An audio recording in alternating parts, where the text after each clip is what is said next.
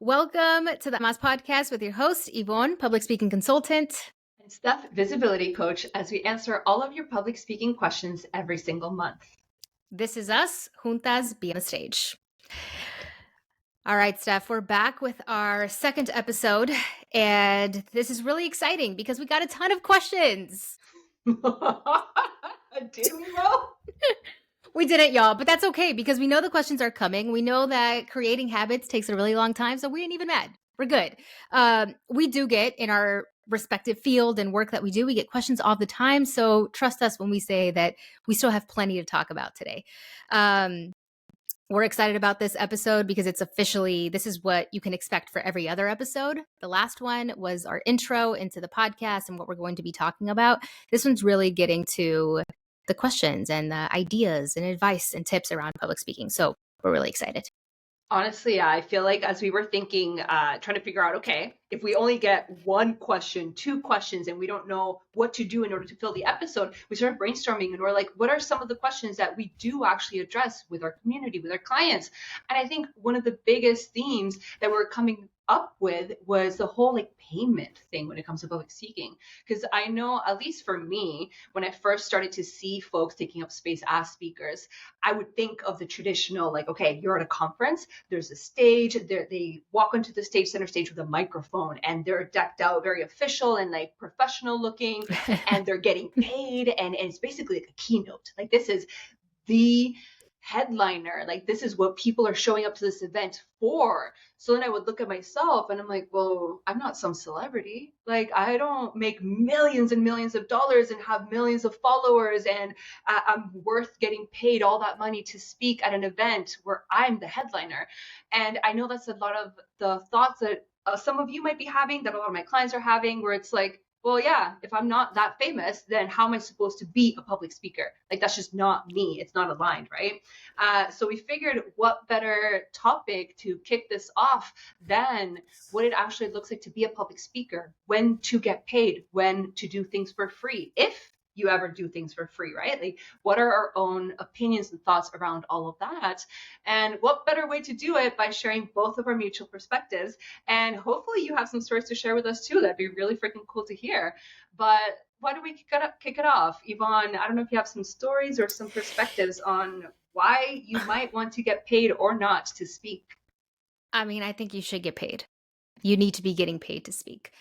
I'll give you my perspective on that, in that you may not consider yourself a public speaker, even though you are, but also being a speaker, right? When you, to get a keynote, to get a workshop, to be a panelist, you should be getting paid for all of those moments where you are speaking, because you're not getting paid for being a speaker. You're getting paid for the expertise and the knowledge that you bring to the table. And even if you've never stepped foot on a stage with a mic, you technically have years of experience in whatever field you have worked in. That career that you went to school for, or maybe didn't go to school for and just kind of landed on, that is the content of what you talk about. That's your expertise. So you're not getting paid. We don't get paid for being speakers. We get paid for having unique thought leadership around something, being the experts in something, sharing our story and stories of transformation. That's what it is to get paid. So it doesn't matter if you have never gotten a speaking engagement before officially, right? You should be getting paid the very first time that you speak.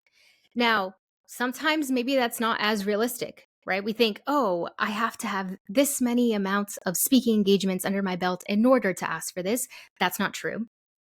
But what I do think that we all consider, especially as people that are more community oriented, is when can I do things for free? And when should I be getting paid? Right? My philosophy around that is, one, you should create boundaries for yourself, because it is really easy to just be like, yeah, I'll do it because I care so much about this. Steph, do you agree with me on that? 100%. I feel like whenever I see a piece of content that says, hey, no is a full sentence, or set stronger boundaries, like that's how you create more capacity or more happiness for yourself, I'm like, are you speaking directly to me? Because I literally want to say yes to everything. It's so hard. It's a mix of the people pleaser in you, but also just some opportunities are fun. Like you want to collaborate with other people. So yeah, And you 100%. should, right? Like you should do that. I think it's important to hold on to that piece of ourselves that really does enjoy public speaking, not just because we get paid well, right? But I do think that we have to set boundaries for ourselves so that not it's almost like one, the attraction of it all, like the energy and stuff, that's one side of it. If you keep saying yes to all these opportunities, to me, especially as an introvert, I am not wasting, but I'm giving up energy on being able to go and speak at places that could potentially pay me. Now I'm not pitching because my time is consumed with this, right? Because I am giving my all to this particular speaking engagement, even though I'm not getting paid for it. So I think it's important to have boundaries, but then also, and meaning boundaries by like, oh, I'm only going to do 2 unpaid speaking engagements every month, unless there's an organization that I really, really am aligned with, that I value, or I see any kind of other form of payment to it. Video footage is so important as a speaker. Maybe they're paying you, giving you that in exchange for, maybe they can't give you a speaking fee, but they're going to give you top notch, high quality video content of yourself, right? So there's multiple ways to get paid, but I don't think that you have to wait to get paid. I think that the fact that you're not a speaker doesn't mean anything, because you're not getting paid to be a speaker. You're getting paid to talk about the things that you're really good at, that you are an expert in. Yeah, I think what really resonates for me too is, okay, if you don't see yourself as a speaker that I should get paid to speak, well, then see it as a service. Like a lot of the work that I do has to do with pairing up public speaking with your business and your services and your offers. And it's like, well, what if literally public speaking was just a service? So if you are educating, if you're sharing stories, if you're showing up, you're giving your time, it's the same way that you might book a consultation or a coaching strategy call or anything like that, where you book your calendar for an hour, you meet one on one with one of your clients, and let's say maybe they just pick your brain. And it's as simple as that. There's less structure, it's very casual, but you're still showing up as that expert, sharing all your knowledge and your past experiences and all these ins and outs and tips that you have. That's worth paying for. So if we can, as let's say entrepreneurs, as one example, if we can justify paying, charging for our time when we're meeting up with somebody one on one for a strategy call, then the same way we can justify paying for speaking. And I feel like one of the things that I notice a lot too is it can feel harder, perhaps. Like one of the almost like ways that I see folks, I want to say like invalidating themselves as a speaker, is because Hmm. they do the virtual public speaking opportunities. So they're like, oh, it's just a Zoom call, or I'm guesting. It's just part of visibility, or it's just part of marketing. And it's like, well, yeah, absolutely. Public speaking can be a marketing or a visibility tool. But again, you can get paid to guest inside of a mastermind and put on a training, or to do a virtual workshop, even if the workshop itself is in person, but you are guesting through a different state or province or another country in the other side of the world. Like those are all opportunities to get paid. And I think about it when I try and kind of pinpoint different instances where I'll do free stuff, because I absolutely do free speaking opportunities. A lot of the times it's either, there's a couple different reasons why I might do a free public speaking engagement. It might either be because the values are really aligned, so it's just something that's really near and dear to my heart. Yeah. Or if I have some sort of existing relationship, like I look at a lot of the past opportunities that I've said yes to, and I'm like, yeah, no problem. You don't have a budget. And it's always been like a client of mine, or some sort of relationship like that, where I just wanted to give back. It's like they've invested in me, they've trusted so much in me, and now I want to almost like invest back into them. So it felt something that it felt like there was a give and take, and it just felt really good to do this for this one specific person. But like you said, Yvonne, like you have to be so mindful of, okay, if you're going to be doing free speaking gigs, then what is your capacity? Like be really Yeah. brutal with yourself. It's like, look at your calendar and how many more calls or how many more in person, like how much are you willing to blank your calendar and just like white it all out so you can dedicate that day or that hour to that event. And if it's only one a month or one every 6 months, then that is what it is. And if it's one a And it's week, fine. Yeah. And I think too, especially because we are so community oriented, and when we think about being Latina speakers, right? We are so eager to create community with one another, and we ourselves creating the types of spaces where our Latinidad, our like beautiful cultura is front and center, is beautiful, and we want to partner with one another, but we don't often have the capital to actually pay speakers. And I think it goes both ways, right? On one end, yes, we want to be there for community, but you also have to be okay when someone says, hey, I don't have the capacity to do this for free. And it doesn't mean I'm being messed up. It just means I actually, like, I can't do this because this is my thing, right? Like, I'll give you an example of public speaking is my full-time thing, right? So I public speak. And the reason that I am able to do more free and unpaid speaking engagements and community events, and I make time for those specifically, I'm like, okay, again, y'all, like I'm an introvert, so I really need to manage my energy and say, where am I going to go? Because it's a whole process for me. Speaking isn't just going up there and doing it. It's the day before, then what I do the day after, right? It's a whole thing for me.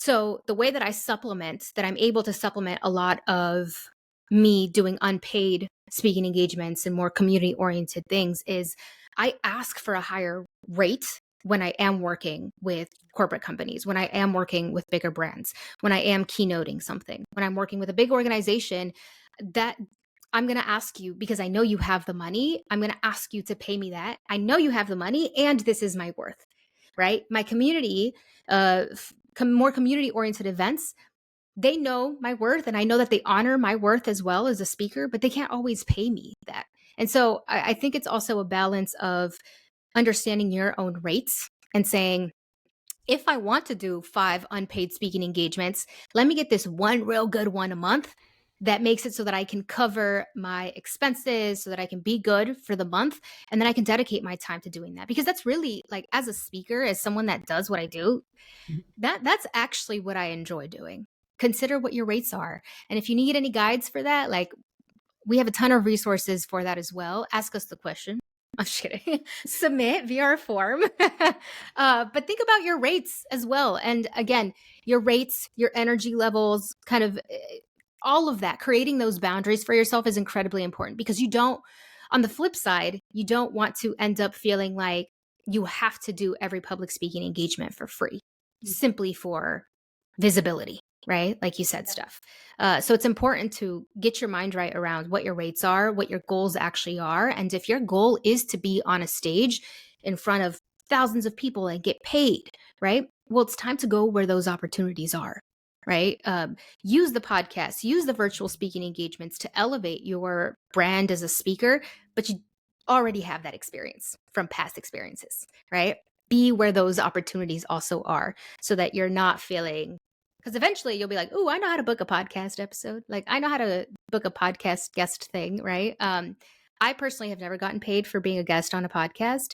I think that's like it's, maybe I could eventually. Yeah, I'm like, maybe eventually I could. I've actually gotten some people that are like, do you want to pay to be on the podcast? I'm like, no. I've seen so many people bring that up where they're just like posting on social media, just basically blanketly asking anybody and everybody who will listen and give some advice. And they're like, is this normal? And we're like, depends on the definition of normal. Because is it happening a lot? Apparently. Yeah, apparently there's people asking like multiple 4 figures in investment for the interviewee to pay to be interviewed on that podcast. And I'm like, how is that a thing? I do not understand. Yeah. But so yeah, apparently it happens, but no, you don't have to do it. That is not the standard. If it doesn't feel good for you, any kind of instance where you're either getting asked to pay or getting asked to do anything, right? Mhm. Where you're just like, that just doesn't either feel comfortable or ethical or just aligned, then just no. Either Yeah. negotiate or walk away. Like if that's something that you're able to do, absolutely you're entitled to that. Just because something is mentioned, suggested, presented to you does not mean that there's no room for playing around with it and seeing if there's something else. It's kind of actually what you said earlier about not all payment is monetary, right? You can get Mhm. paid in kind. Well, that you might not actually find out until you start negotiating. So yeah, if there's ever something that just doesn't feel right, like trust that gut instinct and play with it, explore, find out if there's something else that you can get done or that you can receive in turn. Yeah. And get your money. It Mm-hmm. is out there. It is really, really out there. And we should be getting paid for things. That's just, I have a lot of opinions around this, but you should be getting paid when you speak. That is, people get paid a lot of money to speak. Yeah, yeah. So, Honestly, like one of the things that I keep playing around with, it's almost like a dream, a vision. There's a whole Latinx and Hispanic Heritage Month, right? We love to celebrate our cultura, each other's businesses, and like help amplify each other throughout that entire month. And I love the idea of being able to, yeah, host some sort of event where I would actually be able to pay speakers. Like I've never hosted an event of that scale where we have multiple speakers. Like I've been a speaker, but never a host, not for an in-person thing. And I'm like, that would be so freaking cool to not only be able to create a space like that, but like you said, to be able to just put the money back into mhm. these amazing speakers, amazing human beings who have so much to give, so much to share. So that's just something, it's not just about getting paid, it's also about being able to pay other people. Like Yeah, how freaking exactly. cool. Yeah, and it's like being able to get paid because this is what you do and you're good at it. And also because this is how we create this financial ecosystem among ourselves where my money is going to go and be put into good use, right? Mhm. It's going to go back into, if I have extra money, cool, I'm going to go and organize with this nonprofit, with this organization, right? If a podcast came to me and said, hey, you have to pay to be here, and I was like, oh my gosh, amazing, this is great exposure. And they said to me, and we donate your thing, your fee to a nonprofit. That's the only way that I would actually kind of maybe do it. Yeah. Um, but anyway, like there is no shame in wanting to get paid. There is no shame in getting paid, and there's also not as many barriers as we think to getting paid. I'll leave it at that. Steph, do you have anything else to add around that topic? I don't think so. Literally, the only other little tidbit that came to mind is like if you are really paying to speak, and that's something that for whatever reason feels good to you, we're also not going to shame you for it, but find a way for it to make sense for you to feel good. Like I'm like, if you want to like what you just mentioned about the charity thing, I'm like, that's actually kind of cool. If you want to look at it as advertising, like it's part of your paid traffic, okay, Yeah, you know totally. what? You want to spin it in some way as long as it feels good to you. But at the end of the day, I think we're both on the same page when it comes to the fact that you deserve to get paid, not the other way around. So if you can swing that, that's something that you want to do, just own it, start making intentional decisions and start asking for it. Yeah, Steph, because I'll add that if you do end up doing a paid speaking gig, meaning you pay to speak or pay to travel somewhere, it does it could be great exposure and it requires you to do a little bit more work, right? The organization may say, hey, we're going to post about you here, here, and there, but it also requires you as a speaker to take inventory of all those assets and make sure that you have what you need to be able to share with the world that you spoke at this thing and that it was like this big thing. You also have to put in a lot more work when it goes that way. So it's kind of like a double um you know double payment, right? You're paying and then you also have to put in the work, which is not bad, right? Like if you got into a really cool conference and that you're able to leverage that to get more paid speaking engagements, that's amazing. Then you covered the fee that you had to pay, but it does require you to be intentional with it. You can't just say, okay, I'm going to pay, hopefully it gives me good exposure. You actually have to put in the work to say, okay, I'm going to send it to my email list, I'm going to do all these things, I'm going to market it. Months later, I'm still going to be talking about it, right? It's important to do that. Yeah, which you should be doing anyway if you Yeah, really yeah, want to go exactly. all in. But no, I Exactly. beyond agree though. Exactly.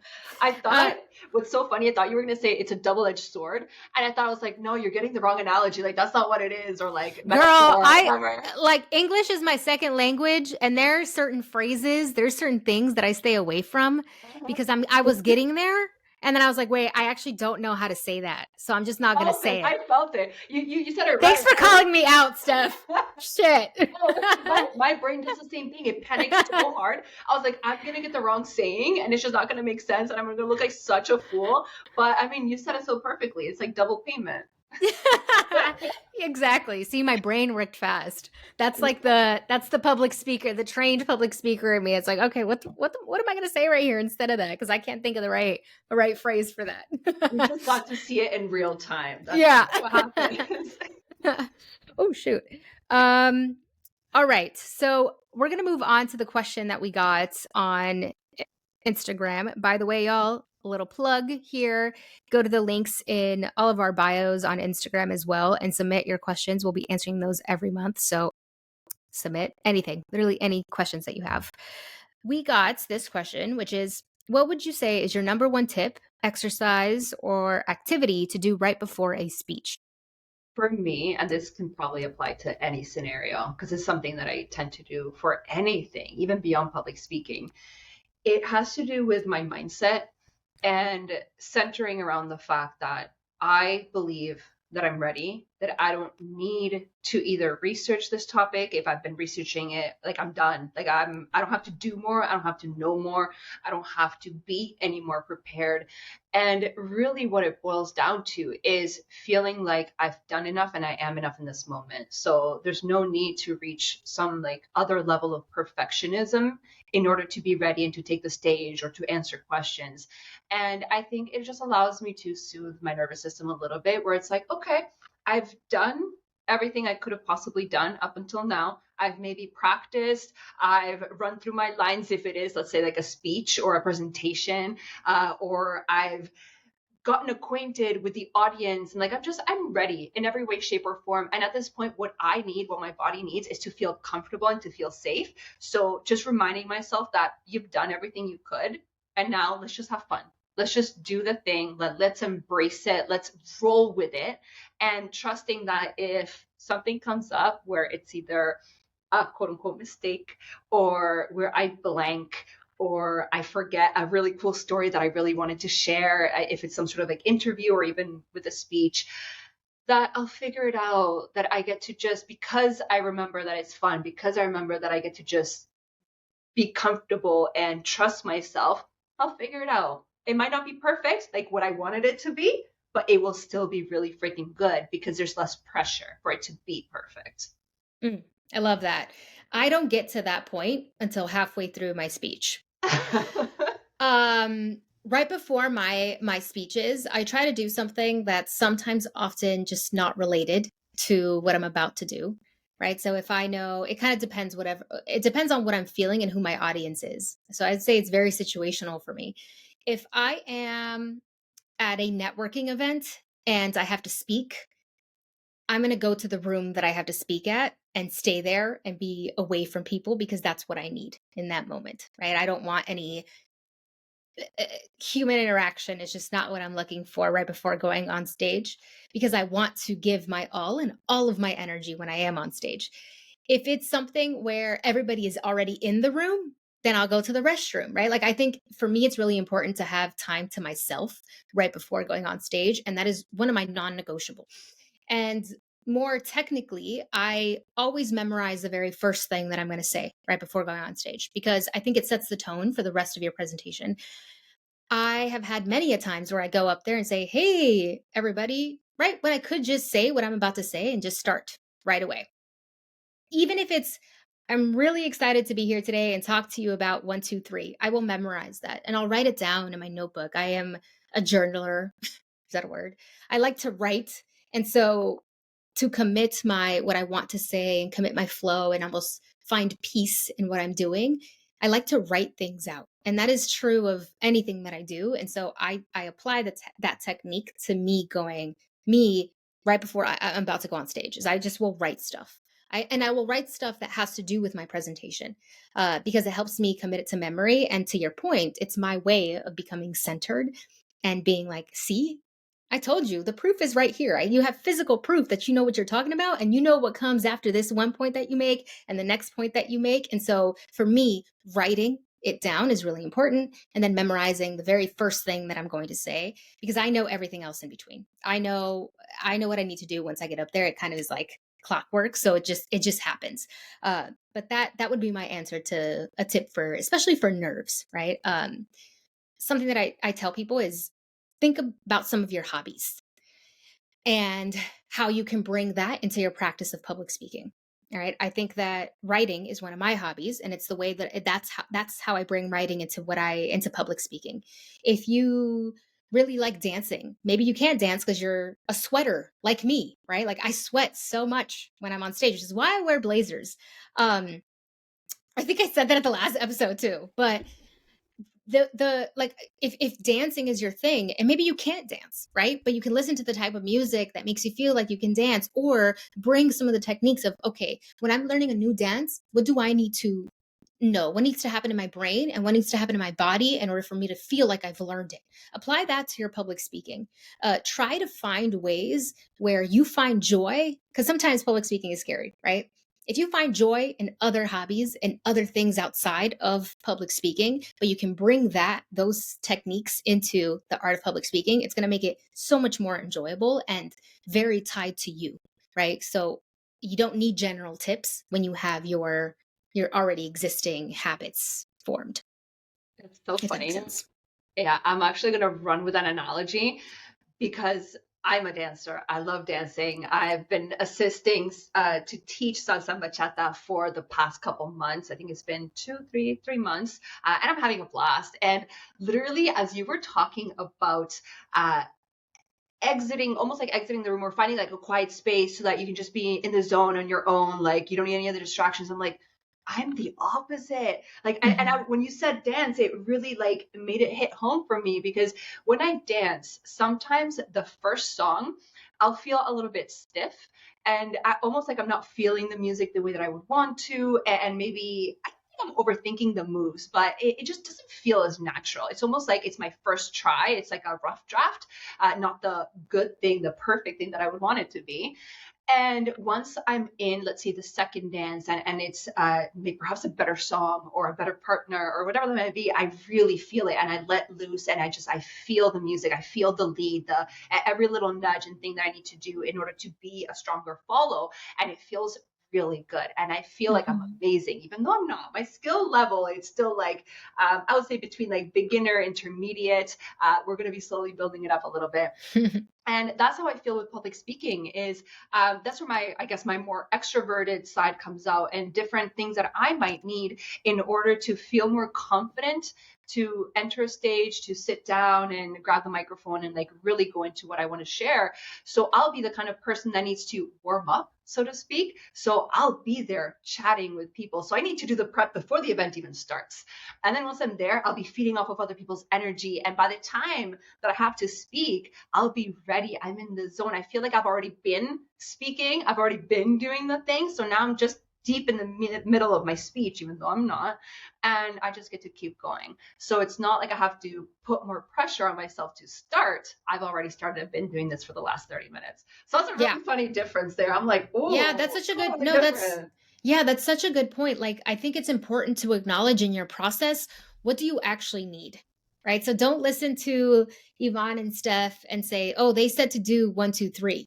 Right? Because if you need silence, go and seek that. If you need to be a silent observer, like something else that I do is if I'm leading a workshop within a conference, I will go to all of the programming prior to my workshop session, because I like to hear what the keynote speaker is talking about so that I can bring some of that into my workshop and it feels more familiar to people. And it makes me feel more comfortable and confident in what I'm talking about because I'm able to connect it back to what they've already heard. Mm-hmm. Sometimes you don't like to your point.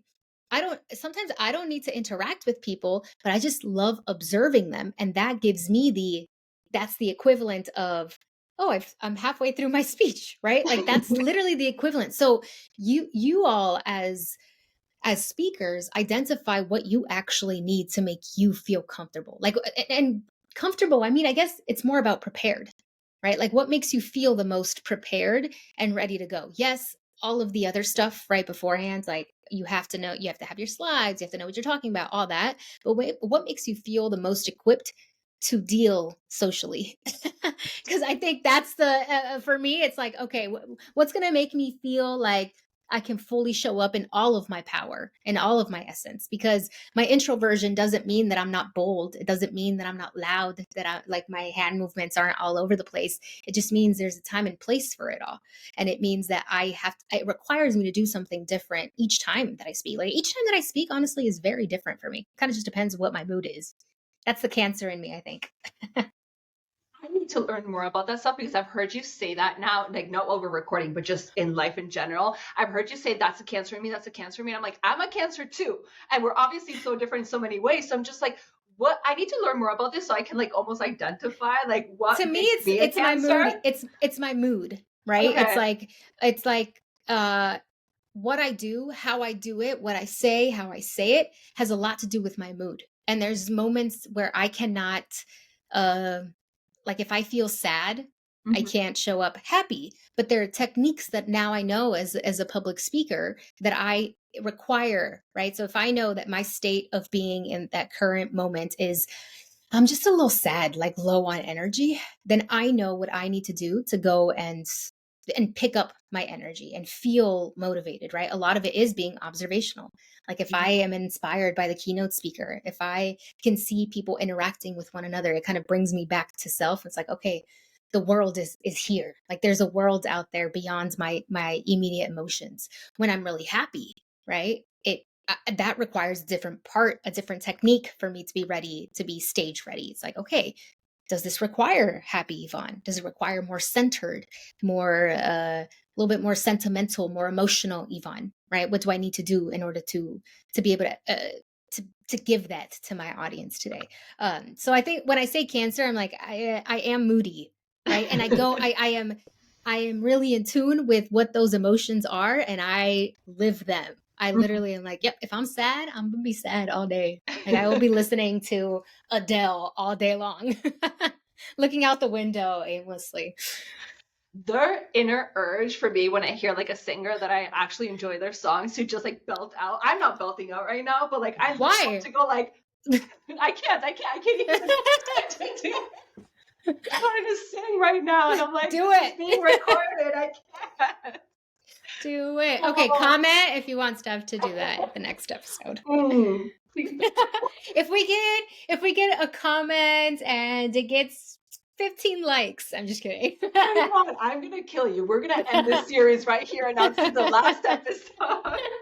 Oh, too funny. I actually love this tangent though, because whether it's like the astrology, your human design, like my brain is spiraling in so many ways where it's like you get to leverage your strengths and the way Yeah. that your brain works and whatever you need. Because even when you were describing like cancer and like your mood and like what it is that you need to do in order to, let's say, bring the right kind of level of happiness or kind of happiness or energy overall into a public speaking engagement, my brain went, oh yeah, my human design, like I'm a generator, so naturally I can access a lot of energy. So even if I'm not in the right headspace, the right mood, the right whatever, if I understand what works for me and what I enjoy in particular, that's supposed to be one of the things under my human design, where it's like you are able to generate more energy naturally when you're doing things that bring you a lot of satisfaction, that Yeah. you enjoy. So I'm like, yeah, that could be such a great way for myself or anybody else who's a generator to be like, all right, I'm not in the right headspace or right mood today, so let me do something fun. Let me go dance. Let me go for a run. Let me do whatever it is that I need to do in order to clear my mind, to clear my heart, to clear my body, whatever is taking up a little bit of space, and then come at it, not have to cancel the speaking engagement, and instead come at it with the kind of energy that you would want to, even if it's not the same, but you can like almost like regulate yourself to what it is that you would make most sense and would feel the best. Yeah, and over time too, when you develop your signature topics, you know what you're talking about. It almost becomes not that you become kind of just like, okay, I'm talking about the same thing over and over again, but you have a foundation, right? You're solid in your foundation, and you get to add, you get to take away, you get to completely change up if you would like to, but once you have that solid foundation of yourself primarily as a speaker and the content that you speak on, it's very easy to do to manage those things. It's a lot easier to say, I'm feeling nervous, let me focus on this part of whatever I'm feeling right now, because I already know what I'm going to talk about. I'm an expert Mm-hmm. at this and I've done this before. um and I mean, just to end it, I think This will also depend on what type of public speaking engagement you're doing, whether it's a community advocacy thing, or it's a keynote, a workshop, a panel you're facilitating, you're hosting, you're an MC. All these different types of public speaking will require you to do something different, right? I know right now we covered what it might look like if you're going on stage to do a speech. But if you are facilitating a workshop, that requires you to tap into the facilitator mindset, right? And now it's not just about you, you're also going to give and receive feedback from people. And by feedback, I mean just like it's a two-way communication, right? So it might require you to prep in a different way. It might require you to do something different right before going on the stage, whatever that stage ends up looking like. Yeah, I love that. cool. That literally made me think, just like really quick tidbit. I get really nervous when it comes to hosting stuff. I think there's like an added level of pressure and literally preparation. I was like, well, what if you just come up with a couple bonus questions? Like, right? Because different speakers are going to be different. Some are going to riff and go on different tangents and speak for 5, 10, 20, 30 minutes. And others are going to give you very short answers. It really depends on the person, their style. It depends on maybe their nerves and their mood, whatever it might be. So sometimes, yeah, prepping can literally just look like, okay, having a couple extra questions or a couple extra prompts or things that you might need yourself just to feel ready. So no matter what happens, because all of a sudden there's somebody else involved, you can roll with it and you can still feel like you're prepared, Yeah. and then allow it to go in whatever tangent, but you've got your own back. Yeah, yeah. And do your research, right? One of the coolest things about developing questions for people is if you don't bring it up naturally, meaning if the person answering the question doesn't bring it up naturally through the questions that I ask, or I feel like an awkward pause because, like, dang, we still got 20 minutes and I went through all my questions. Because you've done your background research on who they are and what they hope to get out of the conversation, what exposure they hope to have or share with the world, you can actually tap into that if you've done your research. And it makes it so that, shoot, maybe I didn't prepare my questions, but I do remember this thing that I learned about them. Let me ask them about that real quick. So to your point of preparation, and I think you mentioned this prior to as well, is the research. If you've already done your research and you feel like you know what you're talking about, what you need to do, you're going to feel so much more prepared to take the stage and have those conversations, which Mm-hmm. can can be awkward sometimes if they're not. Yeah. No, it absolutely can be. And sometimes somebody can be like, you can almost like feed off of each other's energy really well and everything flows really well, but still, we're all human. And all of a sudden, it's like, so twiddling your thumbs, you're like, so what next? Like, I'm sure we'll do that a million times. We're like, hey, are we done? Do we have more to share? Like, Yeah, so it help us happens. out and submit questions so we have a little bit of an outline for these. And you can always check the description. We'll talk in there like all the topics that we cover and all of that. But please take some time to submit your questions, literally about anything, whether they're a little bit more technical public speaking questions or they're more about, hey, how I did a public speaking engagement. How can I leverage that speaking engagement to do 7 more? Or Steph, what is it, your thing? Yeah, What's 100%. I'm not Remember sure you what have you're this referring phrase, to. like your thing. It's like this. It's like one of your topics, right? Is how I used one to get 7 pay or to get 7 engagements. Yeah, I think I changed them, so I don't remember specifically which one you're talking Okay, about. well it had, But yeah, no, yeah. 100%. Honestly, that is one of the things that I believe in so deeply. I was just having a conversation. I had a coaching call this morning, and the conversation was something along the lines of like, "Oh, I did the speaking engagement, but it was in front of like a small, like intimate group of people, and it's private, so it's not public. It's not like a podcast interview where everybody else can like tune in forever." And so I was sensing a little bit of like, "Oh, it's not good enough. Like, it's not going to lead Like into a big, anything." yeah. Yeah, and I'm like, no, no, no. I mean, first of all, you did the thing, which is it's incredible, right? You booked the public speaking opportunity, you did the event, like you were interviewed, you shared your story. It was amazing, so beautiful, so impactful.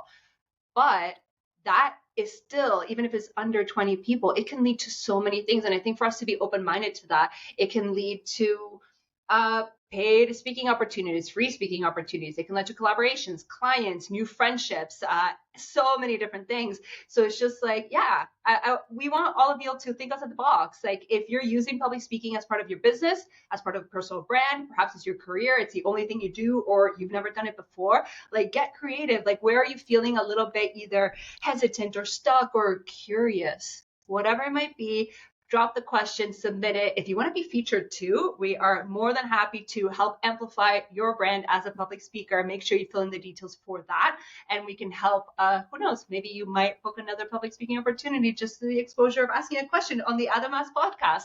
That'd be really freaking cool for us to be able to help you in that way. But just submit a question and we'll share whatever advice we can with you. And yeah, I think that's pretty much it. Cool. Awesome. Thanks, y'all.